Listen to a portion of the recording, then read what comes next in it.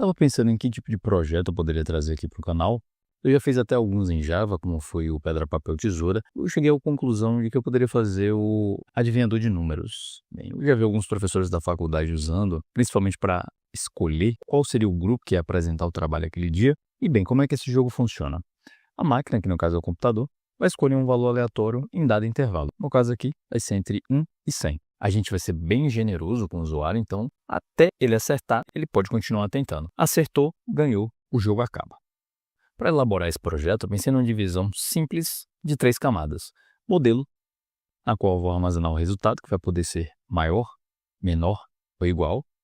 Serviço, que é onde eu vou armazenar as regras do jogo. Então é aí que eu vou verificar se o número é maior, se o número é menor e se o número é igual. E é claro, vou fazer as outras coisas, como gerar esse valor aleatório, definir o resultado e algumas outras coisinhas convenientes em aplicações Java. Por fim, para quem já tem prática com aplicações web, nós vamos ter a camada de controle, que nada mais, nada menos será que a nossa classe principal, que é a main, mas que aqui nós nomeamos como app. Sem mais delongas, vamos para o código. O que vocês estão vendo aqui é exatamente a implementação completinha já no Programis, que é uma plataforma para executar Java na internet. Você só precisa de um navegador, escrever o código, está funcionando, ele vai rodar. Bora primeiro mostrar como é que está funcionando. Adivinha o número entre 1 e 100. Então, vou botar aqui o valor 5. Putz, aí ficou fácil. Botar 4 é maior, 3, acertei. Então, a ideia é exatamente essa. A máquina gera um valor entre 1 e 100, nesse caso aqui. Eu tento adivinhar e ela vai me dando feedback. Se for maior, ela avisa que está maior. Se for menor, ela avisa que está menor. É 100% fair? É 100% justo? Definitivamente não, né? Inclusive, esse randomizador do Java, ele não tem uma entropia assim tão magnífica por si só, né? O interessante seria a gente acrescentar entropia ali, mas ele funciona e supre aqui o nosso cenário. Bora descer aqui nas camadas. E é sempre do menor para o maior, viu, rapaziada? Uma dica muito boa aí para quem está começando a programar. Resolva primeiro os blocos pequenos, em seguida você vai subindo, você vai acrescentando informação, complexidade e as coisas vão se encaixando e sendo resolvidas. Dicasinha simples, mas foi assim que eu fiz aqui esse projeto. Então, primeiro aqui o resultado tem um is less, is greater e is equal, ou seja, é menor, é maior e é igual. A gente só tem esses 3 cenários, então eu acho muito interessante a gente utilizar exatamente um em um para representá-los. Poderia ser um true false, por exemplo, perdeu, ganhou? Poderia, mas aí seria um tanto quanto mais complexo lidar com isso. E eu, utilizando um recurso da linguagem aqui um pouco mais arrojado, apesar de que enum já está aí há muito tempo. Em seguida, na camada de serviço, que é essa classezinha aqui, nós vamos ter exatamente os atributos necessários. Para selecionar um valor aleatório é sempre random, né? Pelo menos em bibliotecas assim das primárias do Java, que já vem incluso. Em seguida, os outros atributos necessários, porque para a gente selecionar um valor aleatório, a gente precisa definir um intervalo, que pode ser, como eu mostrei ali anteriormente, de 1 a 100. Ou a gente pode fazer a doida também, botar só o valor máximo ali e testar o randomizador, deixar o jogo mais difícil possível, mas não é o que a gente quer aqui ordem e progresso. Funciona da seguinte maneira. Vou ter um construtor, recebo o valor mínimo e o valor máximo, inicializo o random, defino esses valores, e aí sim eu venho aqui e defino o valor aleatório que vai ser aquele que o usuário tem que adivinhar. Olha só que maravilha. O getRandomNumber, ele pega um bound, que é um limite, que equivale a o valor máximo menos o valor mínimo mais 1. Aí vocês vão me dizer, o que diacho é isso? Eu não estou entendendo nada. Funciona da seguinte maneira. Você botou lá 100 menos 1 mais 1. Por que esse mais 1? É só para fazer uma correçãozinha ali. Porque se você botar 100 menos 1 vai dar 99. Aí o valor máximo não vai ser 100.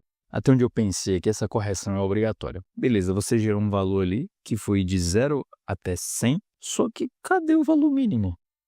Ó, a biblioteca random ela não disponibiliza esse recurso por padrão, então a gente tem que fazer uma correçãozinha aqui também, que é pegar esse valor que foi gerado e acrescentar o valor mínimo. Porque se ele gerou um valor entre 0 e 100, vamos supor que ele gerou 0. 0 não está dentro do intervalo que eu passei.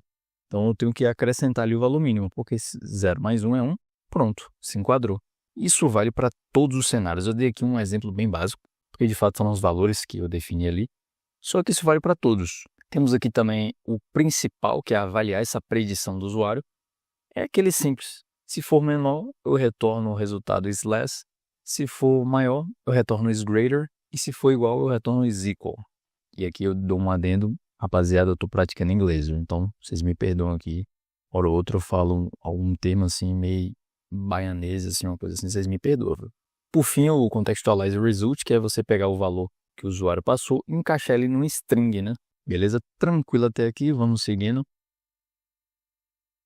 Agora nós temos a classe app, que, como eu falei anteriormente, quem tem mais experiência aí com desenvolvimento web, essa aqui é literalmente o controller, né? Só que o que muda aqui é que eu estou controlando tudo pelo meu próprio computador e acabou.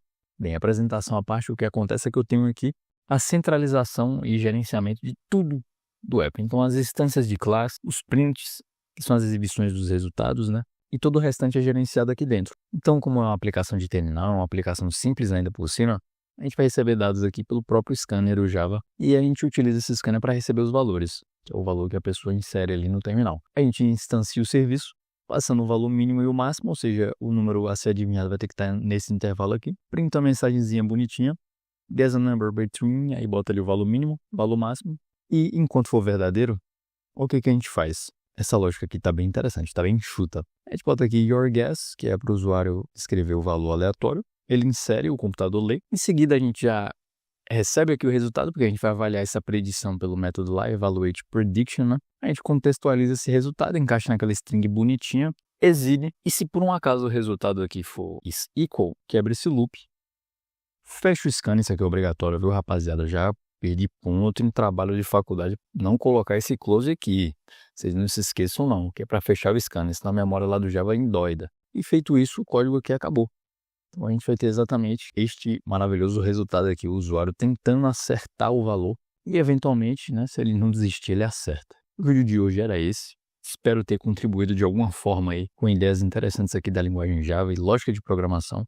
Agradeço a presença de cada um de vocês. Muito obrigado. Valeu e até logo, pessoal!